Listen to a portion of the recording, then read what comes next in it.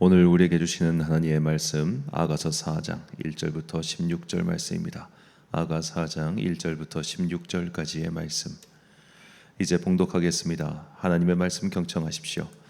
아름다워라 나의 사랑, 아름다워라.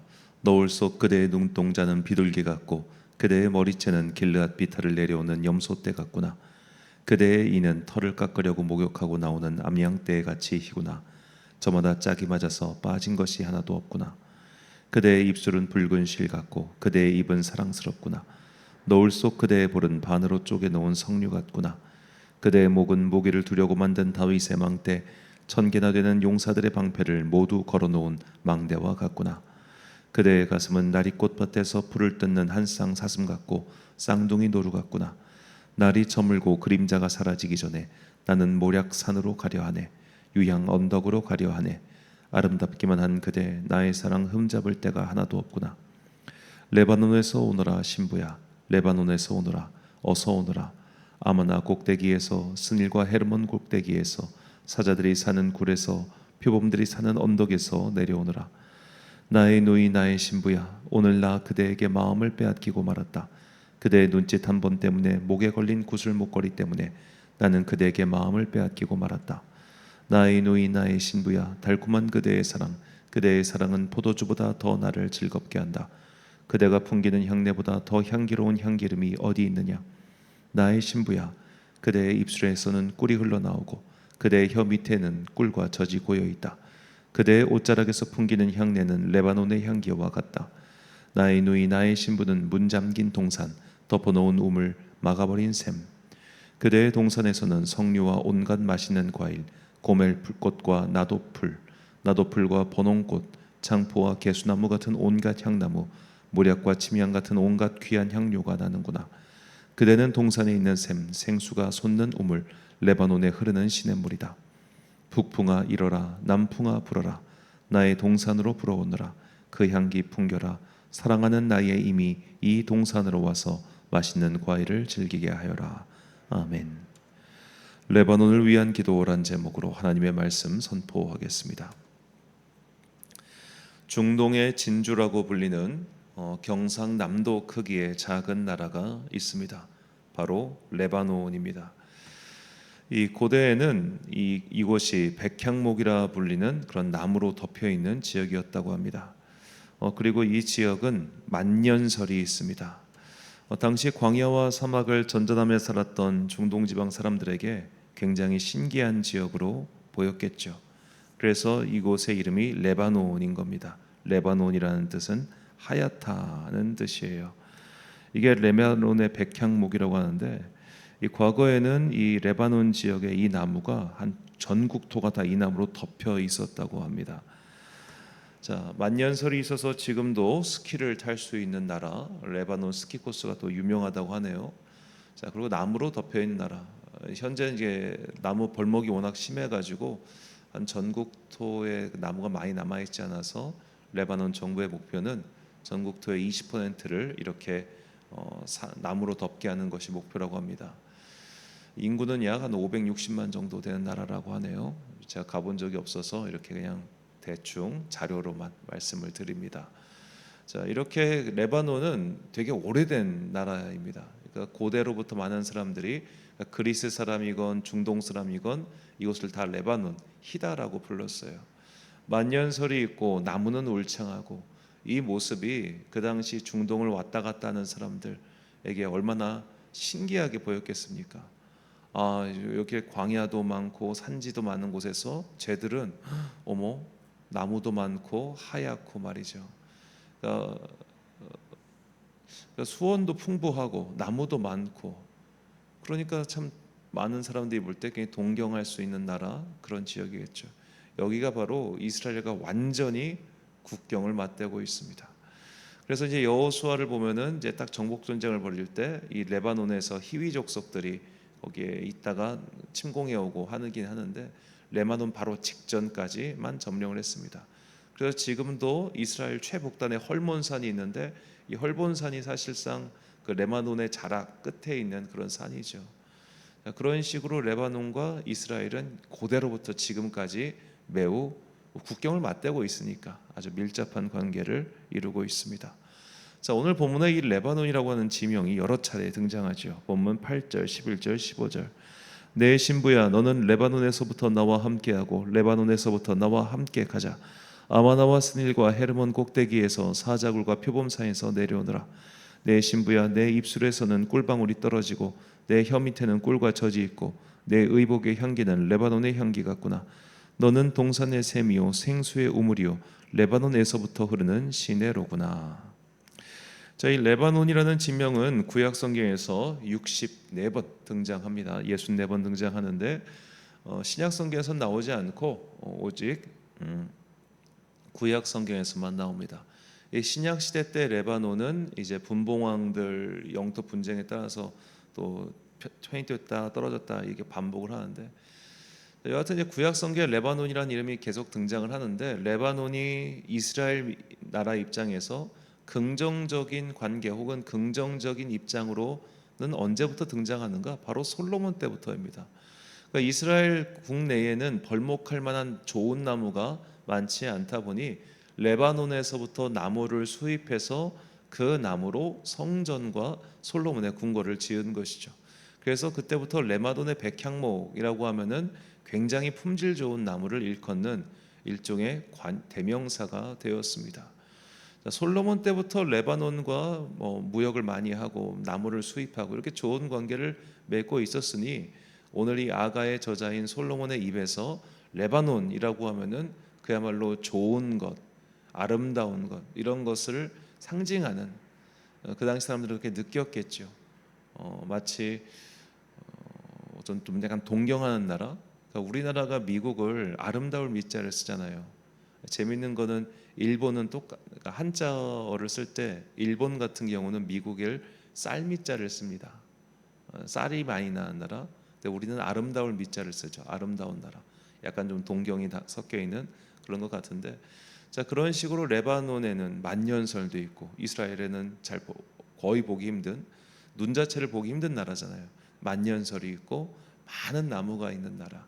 그러니까 그곳은 약간 동경의 마음도 있었을 것이고 부러운 마음도 있었을 것이고 또 색다른 것 같은 좋은 의미로서 그런 레바논의 것들을 자기 여인에게 상징적으로 표현한 오늘 본문이지요.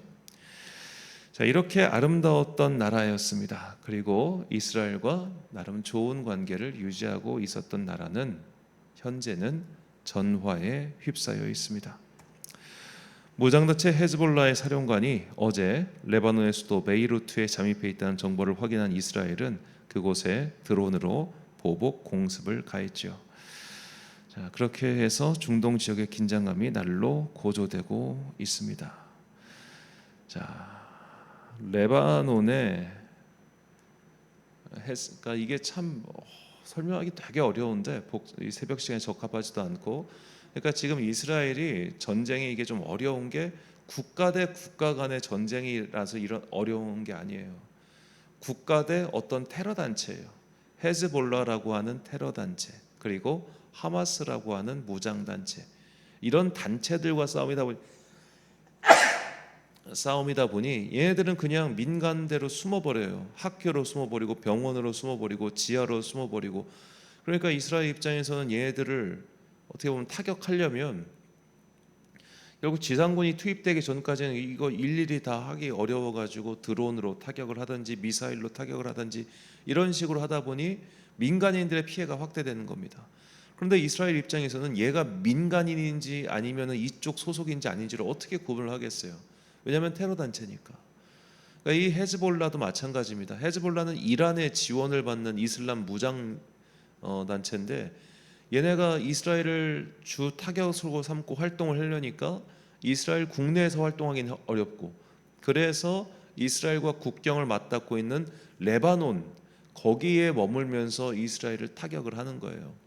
자, 그런데 레바논에 있는 사람들이 다 헤즈볼라인 것도 아니고 또 레바논에 있는 사람들이 모두 다 반이스라엘적인 것도 사실은 아닙니다.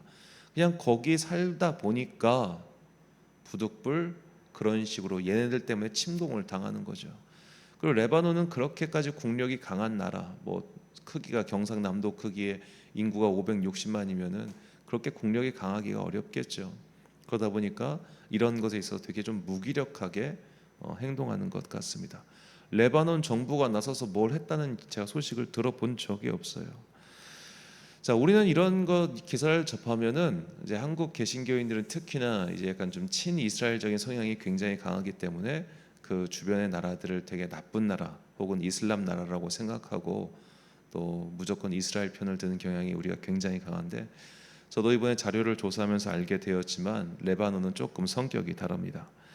자, 레바논 아까 제가 말씀을 잘못 드렸네요. 인구가 536만 명 정도 되는데 인구 구성은 아랍 민족이 많지요. 그런데 종교 분포를 보면 이슬람이 51%고 기독교가 45%나 됩니다.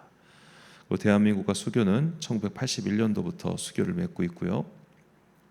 자, 이 레바논 공화국의 기독교 분포를 보면 주로 이제 정교회가 다 정교회라고 보시면 됩니다. 정교회가 많아요.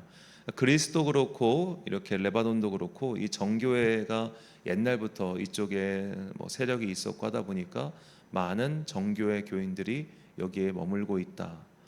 자, 민족 구성은 아랍 사람이 94%인데 종교 구성은 기독교가 45%입니다. 물론 아마 우리가 그들을 보면은 야, 저게 정말 기독교야? 라고 생각할 만큼 되게 예배 문화와 모든 양식이 다릅니다. 정말 다릅니다. 이 정교회 예배는 개신교인들 못 드려요. 너무 어색해가지고 진짜 이색적입니다. 자, 그런 거에 대한 어떤 신학적 평가를 하는 자리가 아니라, 자, 이들도 여하튼 하나님을 모시는 그리스도 형제들이에요. 그 그리스도 형제들이 우리나라보다 훨씬 많은 약 절반을 이루고 있는 나라가 바로 레바논입니다. 자, 그 나라에서 이제 이슬람 무장 단체가 테러 활동을 하느라 또 그 나라 그 단체를 직접 지원해 주는 것도 아닌데 여하튼 거기에 머물고 있다는 이유만으로 레바논의 수도 베이루트에 폭격이 가해지고 계속해서 상호 간에 긴장이 고조되고 있습니다. 이 일로 인해서 많은 사람들, 결국에는 이것과 상관없는 민간인들이 피해를 입게 되겠죠. 우리는 특별히 더 우리가 물론 이제 이슬람 사람들, 무슬림들 위해서도 기도해야죠. 그들이 그렇게 전쟁의 희생양이 되고 또 특히 어린아이들이 죽는 것은 우리가 원하는 바는 아니지 않겠습니까?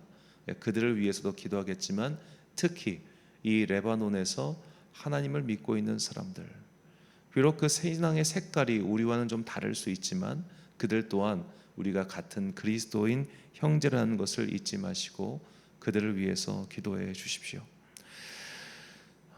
사도 바울은 우리가 더욱더 믿는 형제들, 그들을 위해서도 함께 기도해야 된다는 것을 다음과 같이 말합니다. 디모데전서 4장 10절 말씀입니다. 이를 위하여 우리가 수고하고 힘쓰는 것은 우리 소망을 살아계신 하나님께 두미니 곧 모든 사람 특히 믿는 자들의 구주시라. 아멘. 사랑하는 천안 광성교회 성도 여러분, 그리고 이 새벽을 함께 깨우고 계신 귀한 주님의 자녀 여러분, 사도 바울은 고린도 교인들의 연보 헌금을 모아서 예루살렘 교회에 전달했습니다. 예루살렘의 기근과 지진 때문에 어려운 이들이 많자 교회를 돕기 위해서 고린도 교회 사람들이 움직인 것이죠. 그렇다면 그 당시에 고린도에는 가난한 사람이 없었겠습니까? 그 당시 그들 주변의 헬라 세계에는 어려운 자가 없었겠습니까? 그런데도 왜 예루살렘 교회를 먼저 지원해 줬을까요? 그것이 믿는 자들의 의무이기 때문입니다. 우리가 분명히 성경은 자기 가족, 자기 친족을 돌보지 아니하면 불신자보다 악하다, 그렇게 사도 바울이 말하죠. 우리가 사랑의 카테고리를 넓혀갈 필요는 있어요. 그런데 자기 가족과 생판 모르는 남을 같은 방식으로 사랑하는 사람은 없어요. 그래서 우리의 사랑의 동심원이 넓혀가되 먼저 그리스도인 형제 자매들에게 넓혀가는 것이 타당하지 않겠습니까? 우리가 유대인들에게 어떤 호감을 갖는 건 좋아요.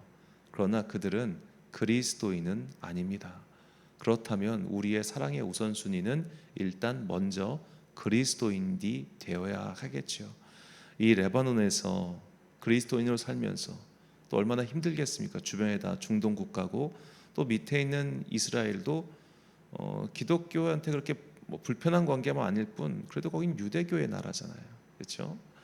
자, 그렇게 그곳에 고립되어 있는 그리스도인 형제 자매들을 위해서 기도해 주시고 애꿎은 전쟁의 포화가 그들에게 닿지 않도록 하나님께서 그들을 지켜주시기를 함께 기도해 주십시오. 그리고 더 나아가 정말 이게 언제부터 이렇게 싸우고 있습니까? 연초부터 계속해서 이런 전쟁이 벌어지고 있고 많은 아이들이 죽고 있고 수십만 명이 넘는 이재민이 발생하고 있는 이런 무익하고 참 답답한 전쟁이 하루속히 종식될 수 있도록 이 중동 지역의 이스라엘 주변의 평화를 위해서 함께 기도해 주십시오. 기도하겠습니다.